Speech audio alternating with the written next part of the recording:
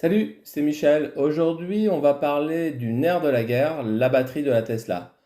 Alors, bien sûr, la batterie est l'organe le plus important dans une voiture électrique et chacun d'entre nous souhaite en prendre soin au maximum. Alors, sans trop rentrer dans les détails pour pas faire une super longue vidéo, une batterie se compose généralement de plusieurs modules qui contiennent eux-mêmes plusieurs cellules et ces cellules prennent souvent la forme d'une pile. Par exemple, sur la Y, c'est des piles, c'est donc des grosses piles qui sont les unes à côté des autres et qui tapissent comme ça tout le fond de caisse de la Tesla. Alors, chez Tesla, il existe plusieurs types de batteries. Il y a plusieurs Panasonic, il y a aussi plusieurs LG, il y a d'autres marques qui sont moins connues. Pour connaître la batterie que vous avez, vous pouvez regarder sur la carte grise à la case D2, comme vous pouvez le voir là sur votre écran, et vous trouverez la référence. Par exemple, moi, ma Tesla, c'est une Y long range. Je vois sur ma carte grise, après les 3 premiers digits, Y5LD. Après, on retrouve sur Internet, notamment par exemple sur blogtesla.fr, un tableau qui vous donne votre correspondance. Alors par exemple, pour moi, si je regarde la Y5LD, comme vous pouvez le voir là sur votre écran, c'est une batterie LG. La technologie, c'est une NMC. La capacité est de 78,8 kWh. L'autonomie WLP 565 km avec une puissance de charge max de 250 kW. Alors aussi, il faut comprendre qu'une batterie s'use, et ça c'est un processus naturel et normal, c'est comme pour un téléphone, tout ce qui a une batterie, les batteries s'usent, il n'y a rien à faire, c'est normal. Alors après, on peut avoir des réflexes qui font que la batterie va durer plus longtemps, mais elle s'use et ça, vous y pouvez rien. Alors, comme toutes les batteries de technologie NMC, il est conseillé de ne pas charger à plus de 80% et pas descendre en dessous des 20%. Les 100% doivent être utilisés seulement pour les longs trajets avec un départ rapide. Il y a aussi un moyen très simple de savoir si vous avez une batterie NMC ou les autres batteries de type LFP. Vous regardez l'image de la batterie sur l'écran de votre Tesla. Si elle affiche 50% et 100%, la batterie est une LFP. Si comme moi, vous le voyez là sur votre écran, il y a écrit quotidien et voyage, la batterie est une NMC. Comment savoir l'état de santé de votre batterie? Alors le premier moyen qui n'est pas super précis, c'est quand vous avez la Tesla 9, quand vous allez charger à 100%, il va vous indiquer un nombre de kilomètres estimé. Donc il faudrait, l'idéal ce serait de le noter à ce moment-là, ce que j'ai pas fait moi par exemple, mais vous allez voir qu'avec le temps, ce nombre de kilomètres va changer et va diminuer pour une charge de 100%. Mais encore une fois, c'est tout à fait normal, ça va être l'usure de la batterie et le nombre de kilomètres de l'autonomie va baisser, pas beaucoup, mais va quand même baisser. Il y a aussi des outils logiciels ou matériels, on va en voir plusieurs, qui permettent d'avoir des mesures plus précises. Alors, l'unité de mesure qui donne l'état de santé d'une batterie, c'est le SOH, qui signifie en anglais State of Health, qui est l'état de santé de la batterie. Alors, une batterie est en très bonne santé au début, elle a un SOH de 100%, et avec le temps, ce SOH diminue, ce qui est normal, et la batterie va perdre 1 à 3% par an. Alors c'est la première année où on perd le plus, et après il y a un espèce de plateau qui dure 6 à 8 ans avec une perte plutôt lente. Alors certaines marques cachent, y compris Tesla, ce SOH, donc on ne peut pas le trouver facilement dans un menu. Alors c'est dommage parce que c'est quand même un bon indicateur lorsque vous allez acheter ou vendre votre voiture. Alors malheureusement, même lors d'un contrôle technique, ce SOH ne figure pas. Alors j'ai lu un article sur Numérama qui dit que le contrôle de la batterie pourrait devenir obligatoire pour vendre sa voiture électrique d'occasion, mais aujourd'hui il n'y a rien qui est fait dans ce sens-là. La batterie est garantie 8 ans ou 160 000 km selon les modèles. Regardez, vous avez le tableau devant vous. Alors, dans le cadre de la garantie, Tesla s'engage à remplacer la batterie si celle-ci venait à atteindre seulement 70% de sa capacité initiale en 8 ans. Alors, selon les modèles, entre 160 000 et 240 000 km. Alors bien sûr, Tesla sait ce qu'il fait et donc cela reste exceptionnel de remplacer une batterie. Alors on dit qu'en dessous d'un SOH de 70%, il faut changer la batterie contre une nouvelle batterie et donc cette batterie-là elle serait utilisée pour plutôt du stockage. Alors bien sûr, avec un SOH à 50%, votre Tesla va continuer à rouler, mais la charge va prendre beaucoup plus de temps que d'habitude et l'autonomie va fortement être impactée. Vous allez me dire à quoi cela peut servir de connaître votre SOH. Et vous avez raison, je dirais pas à grand chose en fait. Le principal intérêt de le connaître, c'est si vous voulez vendre votre voiture ou si vous voulez acheter une Tesla. Sinon, ça sert strictement à rien. Alors, bien sûr, c'est un signal de bonne santé de votre Tesla et cela peut avoir un impact sur le prix. Une Tesla qui va falloir changer la batterie ne pourra pas se vendre évidemment au même prix qu'une Tesla qui a un très bon SOH. Alors, même si vous ne voulez pas vendre votre voiture, la curiosité fait qu'on aimerait bien connaître son SOH. Alors, comment faire? Alors, il y a en application une application qui s'appelle Ma Batterie Health qui existe sur Android et sur iPhone pour connaître le SOH. L'application collecte les données de trajet, de charge et ensuite un algorithme analyse les données et compile et convertit ces informations en données lisibles par l'utilisateur. Alors, je ne sais pas jusqu'où cela est fiable, mais cela pourrait donner une idée de l'état de santé. Alors, malheureusement, je n'ai pas réussi à la faire fonctionner malgré l'aide du support technique. L'application semble avoir des problèmes avec la Tesla et donc ils n'ont pas réussi à me résoudre le problème. Donc, je ne peux pas vous dire comment ça marche et quelle est la fiabilité de l'application. Il y a aussi des applications comme Tesla Fi ou encore une application que moi j'utilise qui s'appelle Tessie. Vous pouvez voir là la capture d'écran de l'application et ce que vous pouvez voir, c'est que d'après ces calculs, par exemple, pour ma batterie, il me dit que le max au jour d'aujourd'hui, donc je suis encore dans le vert, et il me dit que le max est 78,6 kWh. Alors je vous rappelle que ma Y long range est donnée pour 78,8, donc j'aurais perdu 0,2. Alors vous pouvez voir aussi un graphique d'une projection de la baisse de la batterie donc jusqu'à 150 000 km, ça c'est le graphique que vous voyez sur l'écran. Et il y a aussi une estimation du nombre de kilomètres max. Donc ici il me dit 527. Donc là pareil je vous rappelle, elle est donnée pour 533, mais bien sûr ça dépend de la température, de la façon de vous rouler, etc. Donc bon, c'est très difficile de dire, mais bon voilà, c'est son estimation à lui. Donc ça c'est basé sur vos trajets et votre consommation. Et avec un algorithme, ils arrivent à définir ça. Alors ça vaut ce que ça vaut, mais bon, ça donne quand même cette estimation-là. Et ce que je voulais vous dire aussi, c'est Norauto propose maintenant un test de batterie qui vous donnera votre SOH. Alors, vous ne pouvez pas forcer le vendeur à le faire. Si vous êtes vous, le vendeur, vous pouvez décider de le faire pour montrer votre bonne foi et l'état de santé de votre batterie à votre acheteur, mais rien ne vous y oblige. Et pareil, si vous achetez une Tesla, vous pouvez demander au vendeur s'il est prêt à le faire, même éventuellement le payer vous-même pour avoir l'esprit tranquille, mais rien d'obligatoire là-dedans. Alors le prix chez Norauto est de 49 € et l'intervention dure environ 2 heures. Pour le dernier test, c'est un test que vous faites vous-même avec un OBD de chez Moba. Alors l'OBD c'est comme une clé USB mais avec un format de connecteur particulier que l'on branche dans la voiture. Alors tous les véhicules sont obligés par une norme européenne d'avoir un branchement OBD. Alors la Tesla a un OBD sous le volant, en tous les cas pour les modèles Y, mais qui n'importe pas grand chose. Mais il y a un autre moyen de brancher son OBD dans la Tesla et on le voit sur plusieurs vidéos sur internet, il y a pas mal de gens qui branchent des choses dessus. C'est en se connectant sur le CAN bus. Alors le CAN bus c'est comme le système nerveux humain, tout passe en fait compte par lui. Il se trouve sous la coudoir et l'on peut connecter une clé OBD avec un câble en Y. Donc du coup le câble en Y remet comme c'était et vous donne une troisième sortie qui n'existe pas à l'origine sur laquelle on peut brancher plusieurs choses. Alors, bien sûr, Moba n'est pas le seul à exploiter l'utilisation du CAN bus. Il y a aussi Scan Ma Tesla qui donne beaucoup d'informations sur la batterie et d'autres applications qui utilisent l'OBD de la Tesla.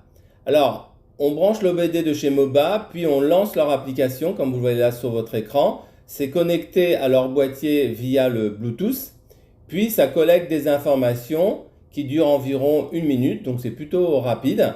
Et ensuite, ces informations vont générer un certificat que vous n'avez pas tout de suite sur l'application, mais quand vous renvoyez le boîtier, il vous renvoie le certificat. Alors le certificat, là vous le voyez sur votre écran, vous donne pas mal d'informations. Alors parmi les informations qu'on trouve sur le certificat, on voit d'abord le fameux SOH. Alors comme vous pouvez voir ici sur ma Tesla, je suis à 97% après 2 ans d'utilisation et 35 000 km. Alors comme je vous l'avais dit au début, en fait la première année c'est là où on perd le plus, on perd entre 1 et 3, donc moi j'ai dû perdre entre 1 et 3. Et donc après les années suivantes, donc il y a un espèce de plateau entre 6 et 8 ans et là la perte est plus lente que la première année. Alors sur la deuxième page de ce certificat, on voit aussi la capacité estimée restant, donc dans mon cas 70 kWh au lieu des 78,8 initialement lorsque je l'ai acheté. Et on voit aussi que 26% du taux de recharge est sur des bornes rapides. Donc pour moi, effectivement, des superchargeurs. Donc c'est important puisque, comme je l'ai dit, en fait, les superchargeurs sont un facteur d'usure de la batterie. Donc évidemment, si vous vous retrouvez avec un taux de recharge à 90% par exemple sur des superchargeurs, il y a de grands risques que votre batterie s'use plus qu'une qui est utilisée plus lentement, qui chauffe moins, etc. Ensuite, il vous donne le nombre de cycles. Alors dans mon cas, on voit 131 cycles. Alors les cycles, c'est le nombre de fois que vous chargez votre Tesla. Alors c'est pas à chaque fois que vous mettez la borne à recharger, c'est plus complexe que ça. C'est un peu 100% de votre batterie qui est rechargée. Donc lui, il fait ses calculs, mais bon, grosso modo, on va dire que c'est un cycle. Alors Tesla communique pas sur le nombre de cycles, mais Elon Musk avait fait un tweet où il disait que les batteries pouvaient supporter 1500 cycles. Donc vous voyez, c'est plus que la durée de vie de la voiture à mon avis. Donc la batterie s'usera avant que vous pouvez atteindre le nombre de cycles total. Et les derniers nombres sont des estimations, donc été-hiver, sur le nombre de kilomètres que votre Tesla pourra faire. Donc c'est à titre indicatif et c'est selon les nouveaux données qu'ils vous ont donné. Donc pour 70 kWh, voilà leur estimation été-hiver. Le boîtier coûte 59 € pour les Tesla, puisqu'il y a un adaptateur spécial pour les Tesla. C'est un système de prêt. Vous faites vos tests, puis vous renvoyez l'OBD dans une enveloppe qui est préaffranchie. Et grâce à ça, ça permet d'avoir des prix très attractifs, puisque vous n'achetez pas vraiment le boîtier. Alors, une question que tout le monde se pose, c'est combien cela coûte de changer une batterie. Alors, j'ai pas le prix exact, mais ce qu'on trouve sur Internet, c'est que le prix, selon les Tesla évidemment, peut varier entre 15 000 et 25 000 euros. Alors, ma vidéo n'aura pas été complète si je ne parlais pas d'un menu caché dans la Tesla. Alors, beaucoup de vidéos parlent du menu qui est utilisé par Tesla pour regarder des éléments ou faire des tests et des diagnostics par des agents Tesla. Alors bien sûr, les utilisateurs ne sont pas censés l'utiliser, malgré le fait que le mot de passe est sur beaucoup de vidéos sur YouTube. Alors moi, je ne vous encourage pas à l'utiliser car beaucoup de choses sont très techniques et sont réservées aux techniciens. Sans une connaissance approfondie, c'est risqué. Mais bon, après, chacun fait comme il veut. Alors, je vous en parle car il y a un test sur la santé de votre batterie. Moi, perso, je ne l'ai pas fait. Mais on trouve des vidéos sur YouTube de personnes qui apparemment aiment bien le risque, qui l'ont fait. Et quand vous voyez leurs vidéos, ils ont eu plusieurs fois plusieurs frayeurs. Donc voilà, si vous voulez regarder les vidéos, n'hésitez pas à aller faire des recherches sur YouTube, on les trouve assez facilement. Alors le test Tesla dure 24 heures. Donc pendant ces 24 heures, vous ne pouvez pas utiliser votre Tesla. Il va faire chuter la batterie à 0% pour la recharger à 100% et faire ainsi quelques cycles pour voir comment votre batterie réagit. Donc c'est vraiment un test de diagnostic pour Tesla. Voilà, et ça vous donne à la fin un état de santé de la batterie. Voilà. Bon, je ne sais pas trop quoi vous dire. Regardez les vidéos qui circulent sur Internet. Moi, perso, je ne vous conseille pas de le faire, mais chacun est libre de faire comme il veut. Mais voilà, ça existe et comme on parlait de la batterie, c'était quand même l'occasion de vous en parler. J'ai rassemblé quelques gestes qui pourront préserver votre batterie, même si, comme je l'ai dit, c'est un processus normal d'usure, on peut éventuellement que le ralentir. Alors, il faut éviter de recharger sa batterie à 100% si vous ne faites pas un long trajet assez rapidement. Alors, je parle évidemment pour les batteries NMC, puisque les LFP ne sont pas concernées. Alors, il faut éviter aussi de laisser sa batterie à 100% une longue période. Il faut pas charger sa batterie systématiquement et faire plutôt des cycles de 20 à 80%. C'est pas parce que vous êtes à 76% qu'il faut que quand vous arrivez chez vous, vous rechargez pour être à 80%. Évitez de faire beaucoup de charges. En cas de froid, il est recommandé de préchauffer la batterie. Aussi, quand c'est possible, ne pas charger quand il fait vraiment très froid. Quand c'est possible, évitez les recharges rapides type superchargeur car les températures élevées est un facteur d'usure. Mais évidemment, quand vous êtes sur une autoroute, vous n'avez pas trop le choix, il faut utiliser le superchargeur. Mais quand c'est possible de faire autrement, ne pas utiliser le superchargeur. Évitez de laisser sa batterie se décharger en dessous de 10% et évitez absolument les 0 et 1%. Une décharge profonde est un facteur d'usure de la batterie. De préférence, charger juste après un premier trajet car la batterie est encore chaude plutôt que de le faire quand la batterie est froide. Faire les mises à jour Tesla, donc ça c'est important puisque régulièrement Tesla met à jour la gestion de la batterie, donc ne pas hésiter à faire les mises à jour Tesla. Et le dernier, quand c'est possible de ne pas charger quand il fait vraiment très chaud, de ne pas le faire évidemment lorsqu'il fait 50 degrés dehors. Si c'est possible, de ne pas charger et attendre plutôt la nuit pour charger la batterie. Alors je sais, tout est un peu contradictoire, je dis il ne faut pas trop froid, il ne faut pas trop chaud, oui. Bon, c'est un compromis qu'il faut trouver. En tous les cas, vous la chargez quand vous avez besoin, point à la ligne. Là, c'est des astuces, éventuellement, quand c'est possible.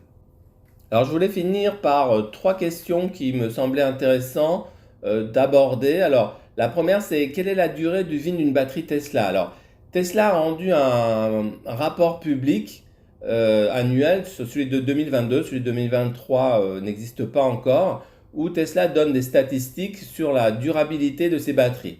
Alors il semble qu'il y a une perte de 12% après 320 000 km, donc c'est quand même énorme, et ça c'est sur le modèle S et X, puisque je pense qu'à l'époque les Grecs n'existaient pas, ou en tous les cas ils n'ont pas eu les informations, donc peut-être dans le rapport 2023 on aura plus d'informations sur les Y, mais en tous les cas, là, c'était pour le modèle S et X. Et comme vous le voyez sur le graphique, les batteries semblent tenir le coup malgré le temps qui passe. Aussi, vous pouvez voir dans la note de bas de page que les chiffres varient selon comment vous prenez soin de votre batterie. Donc, notamment les astuces dont j'ai abordé tout à l'heure. Voilà, si vous chargez votre batterie à 100% pour les NMC, tout le temps, elle va s'user plus que quelqu'un qui va faire des cycles de 20 et 80%. La deuxième question, c'est pourquoi ne pas charger à 100% sa Tesla pour être au maximum d'autonomie? Alors, toujours, je parle pour les batteries NMC. Alors, il y a plusieurs raisons. D'abord, la recharge entre 80 et 100% est la plus longue. Et c'est là que ça va agresser le plus les cellules de la batterie et les fatiguer, les fragiliser. Donc, garder une bonne santé de batterie, c'est éviter les 100% quand c'est possible. Et notamment, quand vous l'avez chargé à 100%, il faut assez rapidement partir et pas la laisser 4 jours à 100%. La deuxième raison, c'est une raison plutôt logique, c'est que quand vous allez charger à 100% votre batterie, vous allez perdre la conduite à une pédale, puisque à 100%, ça ne sert à rien qu'il engrange de l'électricité, puisqu'il ne peut rien en faire, puisque la batterie elle est déjà pleine.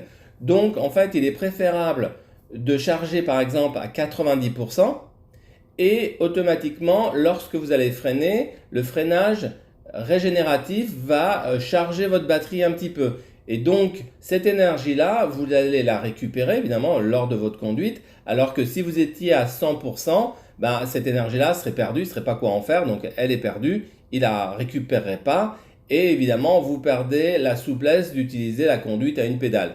Donc voilà, donc il est préférable de charger à 90 ou 95, et avoir du freinage régénératif plutôt que de charger à 100%. Et la dernière, alors est-il possible de préchauffer sa batterie avant d'arriver à un superchargeur? Donc ça c'est une question que j'ai vue à beaucoup d'endroits. Alors le préchauffage de la batterie est automatique si vous utilisez le planificateur Tesla.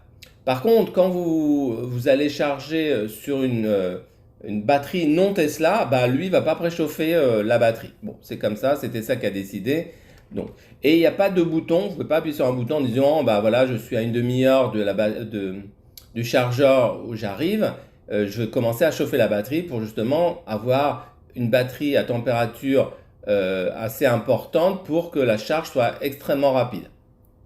Alors néanmoins, il y a deux solutions pour contourner ce problème.